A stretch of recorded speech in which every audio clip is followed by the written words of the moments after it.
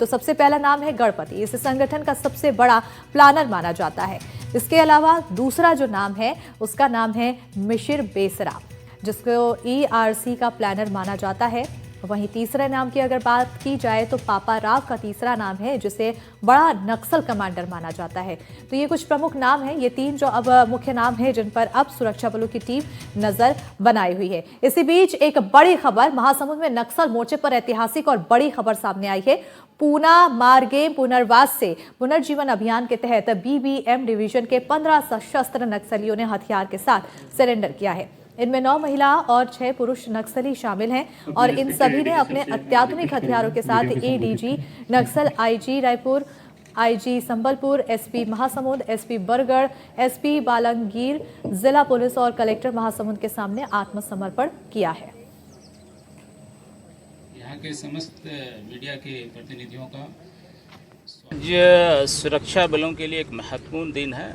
न केवल सुरक्षा बलों के लिए एक बहुत बड़ी सफलता है, बल्कि जो शासन की जो शांति, विश्वास और विकास की नीति है उसका एक ज्वलंत उदाहरण है कि आज बड़गढ़, बालांगीर और महासमुंद डिवीजन के 15 सशस्त्र माओवादियों द्वारा समाज की मुख्यधारा में जुड़ने के उद्देश्य से आज महासमुंद पुलिस के समक्ष उनके द्वारा पुनर्वासित करने के लिए आगे आए हैं। महासमुंद पुलिस और विशेष रूप से जो उड़ीसा संबलपुर रेंज के आईजी श्री हिमांशु लाल और उनके जो 2 एसपी बालांगीर और बरगढ़ के आए हैं, उनके समक्ष उनके द्वारा अपने हथियारों सहित समाज की मुख्यधारा को जोड़ने के उद्देश्य से पुनर्वासित होने के लिए आगे आए हैं। उनका हम बहुत बहुत स्वागत करते हैं। 2008 में वो मिलिट्री इंटेलिजेंस एमए बोलते हैं, उसका सीआरसी लेवल का, हमारा सीआरपी लेवल का डायरेक्टर का काम किया था 3-4 साल।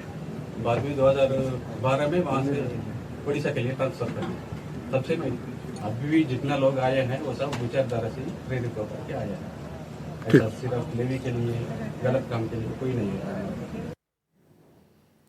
और इसी पर ज्यादा जानकारी के साथ जगदलपुर से हमारे सहयोगी विकास तिवारी जुड़ चुके हैं। सीधे रुख करेंगे हमारे सहयोगी विकास तिवारी की। और विकास, अब क्योंकि 3 प्रमुख नाम हैं जिन पर सुरक्षा बलों की टीम की लगातार नजर बनी हुई है, लेकिन उससे पहले हथियार बरामद किए जा रहे हैं, नक्सलियों की तरफ से सरेंडर किया जा रहा है। देखिए, जिस तरह से अब मार्च का महीना शुरू हो गया है तो वो ऐतिहासिक तारीख अब धीरे धीरे काफी नजदीक आती जा रही है।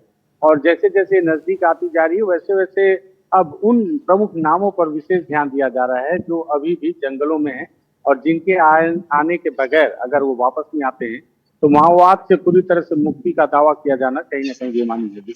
और यही वजह है कि सरकार अब इन 3 बड़े नामों पर, जिसका जिक्र आपने पहले भी किया, अगर पूरे राष्ट्रीय लेवल पर देखा जाए तो माओवादी संगठन में अब केवल 2 ही पुलिस ब्यूरो हैं, जिसमें एक तो पहला नाम है गणपति।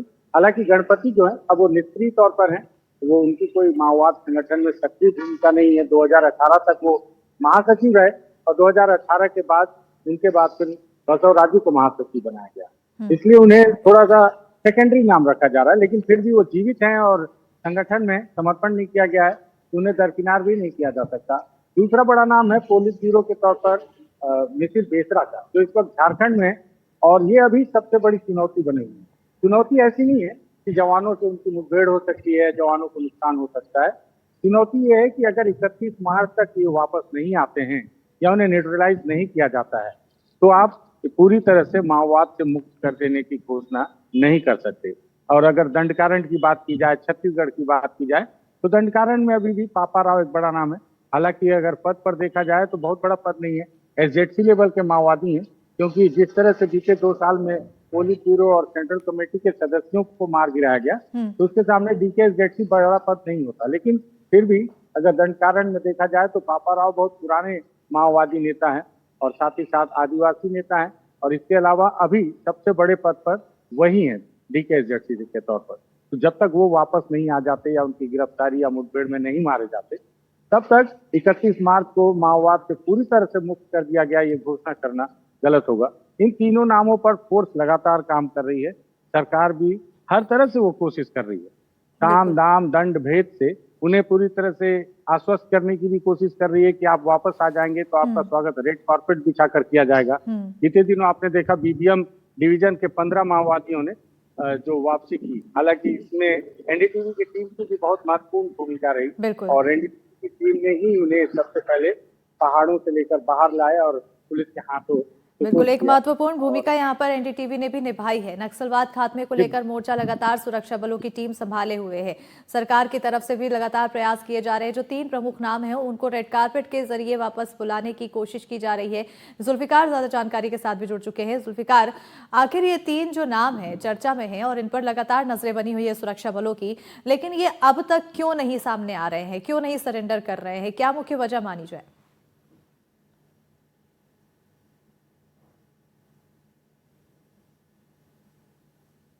जुल्फिकार, विकास, यही सवाल मेरा आपसे है कि आखिर किस बात का दबाव है, किस बात का प्रेशर है इन तीनों पर, जब पूरा नक्सलवाद एक खात्मे की ओर आ चुका है और हर बड़े जो लीडर हैं नक्सलवादियों के वो आत्मसमर्पण कर रहे हैं या फिर मार गिराए जा रहे हैं, तो इन तीनों में आखिर किस बात को लेकर झिझक देखने को मिल रही है या फिर किसी तरह की कोई डिमांड की जा रही हो?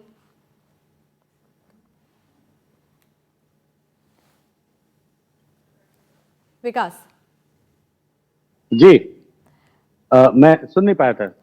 विकास, मेरा सवाल यही है कि जो 3 नाम का लगातार हम जिक्र कर रहे हैं, इन 3 नाम को लगातार हमारी कोशिश है कि अब या तो ये आत्मसमर्पण करे, सुरक्षा बलों की टीम इनसे आत्मसमर्पण के लिए इन्हें खोज रही है, सरकार की तरफ से तमाम प्रयास अपनाए जा रहे हैं, लेकिन किस बात का दबाव है कि ये आत्मसमर्पण नहीं कर पा रहे? एक महीने का भी अब समय बचा हुआ है और इस 1 महीने में क्या लगता है कि वो सामने आएंगे, आत्मसमर्पण करेंगे या फिर उनका खात्मा होगा?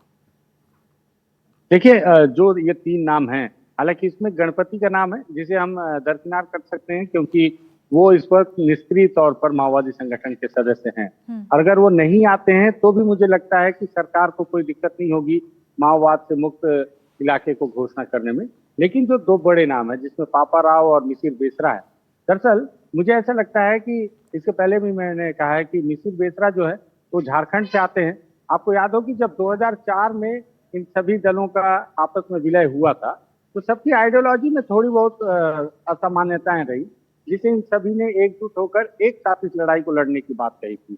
और यही वजह है कि हमेशा से जब यहाँ साउथ के जो माओवादी हैं, जो तेलंगाना इधर के माओवादी हैं, उनके द्वारा जब सरकार से शांति वार्ता को लेकर पत्र लिखा गया था, उसको लेकर भी झारखंड की तरफ से संभवतः वो मिसिर बेसरा की तरफ से एक पत्र जारी किया गया था कि माओवादी संगठन के द्वारा किस तरह से ये चिंताजनक है और इसका विरोध होना चाहिए कि अगर सरकार से शांति वार्ता को लेकर पहल करने की बात कर।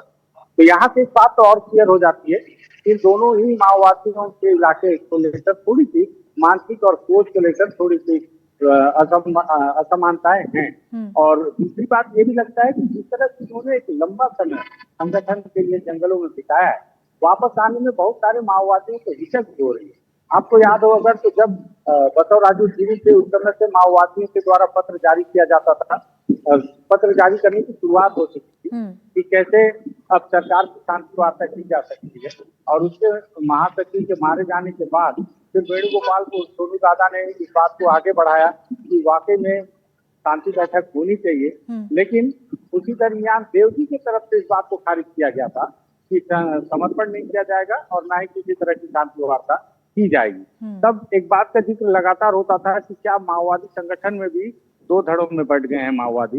फिर आगे जाकर समझ में आने लगा कि 2 नहीं 3 धड़ों में बढ़ गए हैं, जिसमें एक धड़ा देवजी का है, एक धड़ा वेणुगोपाल का है, तो एक धड़ा मिसिर बेसरा का है। लेकिन जैसे जैसे ऑपरेशन चले और सरकार के द्वारा दबाव बनाया गया तो देवजी भी वापस आ गए।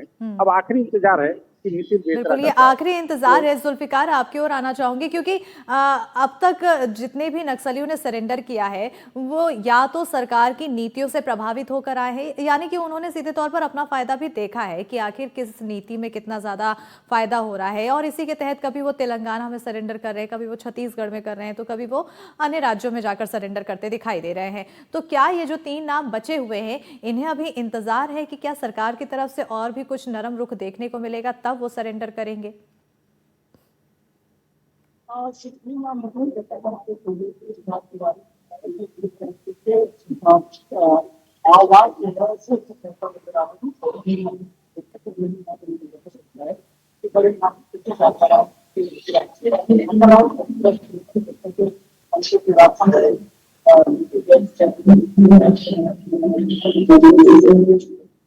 बिल्कुल बिल्कुल जुल्फिकार, तो कहीं ना कहीं अब यहाँ पर अब जो 3 नाम है उन पर संशय बना हुआ है कि आखिर वो कब समर्पण करेंगे, या तो खात्मा होगा या तो आत्मसमर्पण होगा। और साथ ही जो आखिरी कील है वो ठोकने की कोशिश सुरक्षा बलों की तरफ से लगातार की जा रही है। आने वाले 1 महीने में निगाहें काफी ज्यादा टिकी हुई है। बहरहाल बहुत शुक्रिया विकास तमाम जानकारी देने के लिए, बहुत शुक्रिया जुल्फिकार तमाम जानकारी